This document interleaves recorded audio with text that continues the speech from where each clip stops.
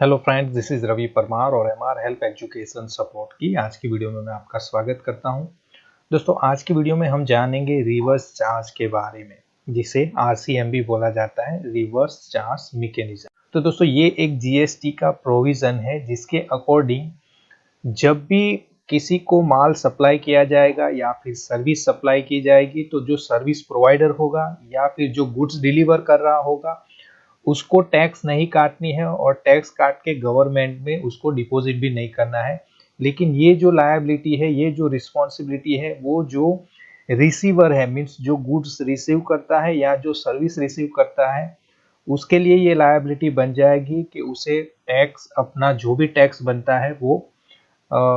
CGST के तौर पे, आईजीएसटी के तौर पे या फिर एसजीएसटी के तौर पे गवर्नमेंट में डिपॉजिट करना पड़ेगा। ओके, तो चलिए उसको समझने से पहले हम पहले ये जो सेक्शन 9 के पहले जो प्रोविजन है उसे समझ लेते हैं। पहला जो प्रोविजन है जिसमें बताया गया है कि alcoholic liquor for human consumption, जिसको जीएसटी के परव्यू से ही बाहर रखा गया है। Okay, alcoholic liquor for human consumption means पीने वाली जो दारू होती है और ऐसे कुछ कंटेंट होते हैं वो जीएसटी के परव्यू के ही बाहर है, मीन्स वो जीएसटी में नहीं रहेंगे, ऐसा मेंशन कर दिया गया है सेक्शन 9 सब क्लोज 1 में। सेक्शन 9 सब क्लोज 2 में बताया गया है कि कुछ पेट्रोलियम प्रोडक्ट्स है, जैसे यहाँ पे बताई गई है petroleum crude means crude oil है, हाई स्पीड डीजल है, मोटर स्पीड जिसे पेट्रोल भी बोला जाता है, नेचुरल गैस है, एविएशन टर्बाइन फ्यूल है। ये सारे जो पेट्रोलियम प्रोडक्ट्स है, इसको जीएसटी में से अभी बाहर रखा गया है, क्योंकि यहाँ पे बोला गया है सेक्शन 9 सब क्लोज 2 में बोला गया है इट शैल बी या they shall be levied with effect from such date as may be notified by the government on the recommendation of the GST council. GST council जब रेकमेंड करेगी तब government उसको वो डेट से, वो specific date से इसको जीएसटी में लाएगी, लेकिन कब लाएगी तो इसकी कोई क्लैरिटी यहाँ पे नहीं दी गई है। तो वो जीएसटी काउंसिल पे ये सारी चीजें डाल दी गई है कि जीएसटी काउंसिल जब बोलेगी गवर्नमेंट को तो गवर्नमेंट इसको जीएसटी में लेकर आएगी। अभी जीएसटी काउंसिल में आप भी जानते हो कि जीएसटी काउंसिल में 29 जो स्टेट है, 29 स्टेट के जो फाइनेंस मिनिस्टर या उनके रिप्रेजेंटेटिव होते हैं वो मेंबर है, और दो जो मेंबर होते हैं वो फाइनेंस मिनिस्टर होता है और एक सेंट्रल गवर्नमेंट का जो फाइनेंस मिनिस्ट्री से बिलोंग करते हैं वो मिनिस्टर रहते हैं। तो इस हिसाब से अगर देखा जाए तो मैं नहीं सोच रहा हूँ कि जीएसटी काउंसिल कभी पेट्रोल को जीएसटी में लाएगी। चलिए छोड़िए, तो पहले दो प्रोविजन हमने समझ लिए। प्रोविजन सेक्शन 9 सब क्लोज 3 और 9 सब क्लोज 4 और 9 सब क्लोज 5, ये तीनों है वो रिवर्स चार्ज के लिए है। 9(3) में बताया गया है कि कुछ स्पेसिफिक गुड्स होंगे या कुछ स्पेसिफिक सर्विसेज होगी, भले ही वो रजिस्टर्ड सप्लायर ही क्यों ना सप्लाई कर रहा हो, उसके ऊपर जीएसटी जो लगेगा वो आरसीएम के बेसिस पे लगेगा। मीन्स उसमें जो रिसिपिएंट होगा उसे ही जीएसटी डिपॉजिट करवाना पड़ेगा और इनवॉइस वगैरह भी उसे ही बनाना पड़ेगा। तो 9(3) में स्पेसिफाइड गुड्स और सर्विसेज की बात की है। 9(4) जो है, 9(4) में बताया गया है कि अगर अनरजिस्टर्ड सप्लायर से आप कुछ गुड्स या सर्विस रिसीव करोगे तो वो वाले केस में रिसिपिएंट को रिवर्स चार्ज देना पड़ेगा। तो हम ये भी बोल सकते हैं 9(4) में सिंपली बताया गया है कि अनरजिस्टर्ड से अगर सप्लाई होता है तो आपको आरसीएम के बेसिस पे टैक्स पे करना होगा। 9(5) की बात करें, सेक्शन 9 सब क्लोज 5 की बात करें तो उसमें जो होटल है उसकी बात की गई है। देन ईसीओ अगर बोले, इलेक्ट्रॉनिक कॉमर्स ऑपरेटर, और जो कैब होती है, कैब का जो बिजनेस होता है, जैसे आप जानते ही होंगे उबेर है वगैरह है जो भी सर्विसेज, तो वहाँ पे अगर आप सर्विस लेते हो तो वो वाले केस में भी रिवर्स चार्ज एप्लीकेबल रहता है। तो डिटेल में हम समझेंगे पहले 9(3) को, 9 सब क्लोज 3 को, जिसमें बताया गया है कि कुछ नोटिफाइड गुड्स होंगे या सर्विस होगी या फिर दोनों होंगे, तो वो वाले केस में जो सर्विस रिसिपिएंट है या फिर गुड्स रिसिपिएंट है या दोनों को रिसीव करने वाला जो भी है उसकी टैक्स पे करने की लायबिलिटी बनेगी। चलिए, ये नोटिफाइड गुड्स कौन से हैं, तो उसमें है कैशू नट, नॉट सेल और पील्ड। ओके, तो जो सेल या पील्ड कैशू नट नहीं है उसको अगर कोई खरीद रहा है तो उसको रिवर्स चार्ज के बेसिस पे जीएसटी भरना पड़ेगा। बीड़ी रैपर लीव्स, जिसे बीड़ी बोलते हैं वो, okay, tobacco leaves, silk yarn, supply of lottery, distributor और सेलिंग एजेंट पे GST in reverse charge. Okay, तो ये वाले केस में ये जो सारी प्रोडक्ट यहाँ पे बताई गई है जिसे नोटिफाइड गुड्स में कंसिडर किया गया है, और भी कुछ है, कॉटन वगैरह भी है, तो मीन्स कुछ जोड़े गए हैं, थोड़े से अपडेट जीएसटी में आए हैं, तो उसके मुताबिक अगर आप सर्च करना चाहो गूगल पे तो 93 notified goods under under section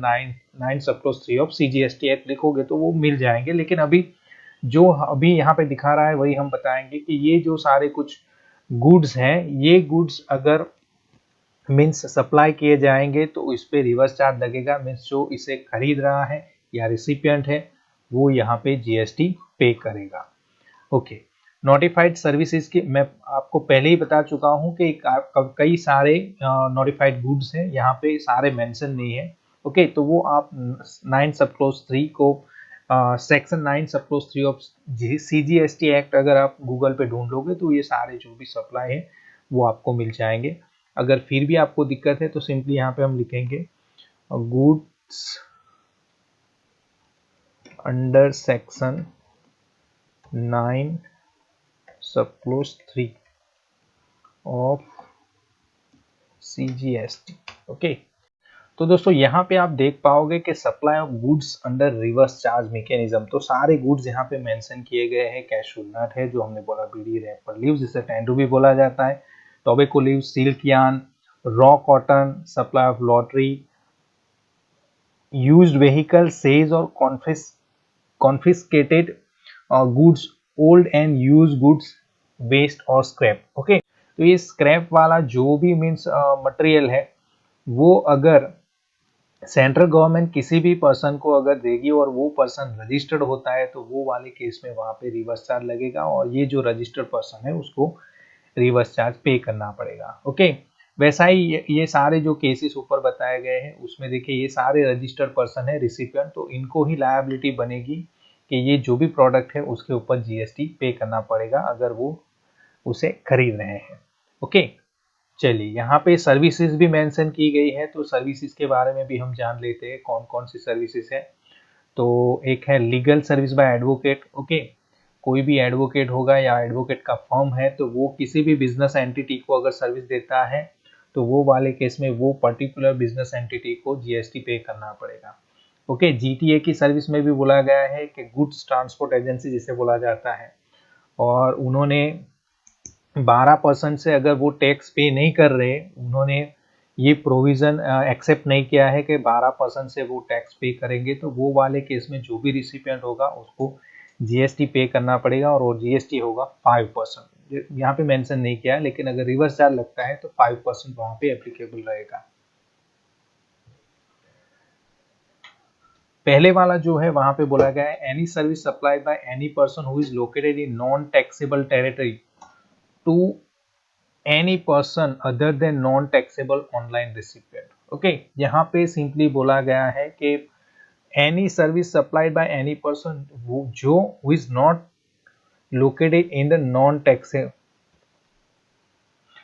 अगर वो टैक्सेबल टेरिटरी में नहीं है, मीन समझ लीजिए वो फॉरेन में है, इंडिया में है ही नहीं और सर्विस प्रोवाइड करता है, तो वो वाले केस में भी आरसीएम बनेगा, और उसे हम सिंपली बोलेंगे इंपोर्ट ऑफ सर्विस। तो जो सर्विस रिसीव कर रहा है, मीन समझ लीजिए कोई इंटीरियर डिजाइनर है, वो फ्रांस का इंटीरियर डिजाइनर है और आपने उसकी सर्विस ली, तो उसके ऊपर जो भी पेमेंट आपके द्वारा की जाए वो पेमेंट के साथ आपको जीएसटी भी पे करना पड़ेगा, और वो लायबिलिटी आप ही पे बनेगी क्योंकि वो नॉन टैक्सेबल टेरिटरी में रहने वाला इंडिविजुअल है। ओके, तो जीटीए की बात की legal service, then service is supplied by arbitral tribunal to business entity. कोई बिजनेस एंटिटी है जिसके लिए ट्रिब्यूनल के तौर पे कोई सर्विस प्रोवाइड कर रहा है, तो वो वाले केस में वो ट्रिब्यूनल की सर्विस लेने पे जो भी पेमेंट उनको ईयरली या मंथली व्हाटएवर जो भी बेसिस पे किया जाएगा, तो वो बिजनेस एंटिटी उसके लिए लायबल रहेगी टैक्स पे करने के लिए। Service provided by way of sponsorship to anybody. Okay, कोई भी सर्विस प्रोवाइड करता है as a sponsorship to any body corporate और पार्टनरशिप फर्म, बॉडी कॉर्पोरेट या पार्टनरशिप फर्म को कोई सर्विस प्रोवाइड की जा रही है और सर्विस है स्पॉन्सरशिप सर्विस, तो वो वाले केस में जो भी बिजनेस एंटिटी होगी या पार्टनरशिप फर्म होगा, उसकी लायबिलिटी बनेगी कि वो रिवर्स चार्ज पे करे। इमूवेबल प्रॉपर्टी रेंट पे दी जाती है। दूसरा जो पोस्ट वगैरह के जो सर्विसेज, आप यहाँ पे लाइफ इंश्योरेंस वगैरह के जो सर्विसेज हैं, और साथ ही साथ वेसल्स की या एयरपोर्ट पे कुछ ट्रांसपोर्ट ऑफ गुड्स और पैसेंजर, तो वो वाले केस में मीन्स वो पर्टिकुलर एयरलाइन और सेंट्रल गवर्नमेंट को बिलोंग करती है, तो वही फॉरवर्ड चार्ज में टैक्स पे करेगी, मीन्स वो खुद टैक्स पे करेगी। अदरवाइज ये तीनों को छोड़ दी तो सभी सर्विस अगर central government, state government, union territory या लोकल अथॉरिटी अगर देती है किसी बिजनेस एंटिटी को, तो बिजनेस एंटिटी को रिवर्स चार्ज में टैक्स पे करना पड़ेगा। चलिए, कोई भी कंपनी का डायरेक्टर है, वो कंपनी को सर्विसेज दे रहा है, उस पे भी यहाँ पे डायरेक्टर कंपनी का एम्प्लॉय नहीं होना चाहिए, ओके, सिटिंग डायरेक्टर होना चाहिए, और वो सर्विसेज दे रहा है तो वो वाले केस में भी रिवर्स चार्ज लगेगा। कोई इंश्योरेंस एजेंट है, वो इंश्योरेंस कंपनी को अगर सर्विसेज दे रहा है तो वहाँ पे भी रिवर्स चार्ज मीन्स जो भी मीन्स वो पेमेंट वगैरह होगी, कमीशन की पेमेंट होगी एजेंट को, तो वो कमीशन पे जो भी जीएसटी लगेगा उसकी लायबिलिटी बनती है किसकी, पर्टिकुलर लाइफ इंश्योरेंस कंपनी की, okay. A person located in non taxable territory, okay, जो नॉन टैक्सेबल टेरिटरी में मीन्स बाहर रहता है, इम्पोर्टर, ओके, ये पहला हमने जो बात की वो वाला ही है कि इम्पोर्ट के केस में भी यहाँ पे जीएसटी लगेगा।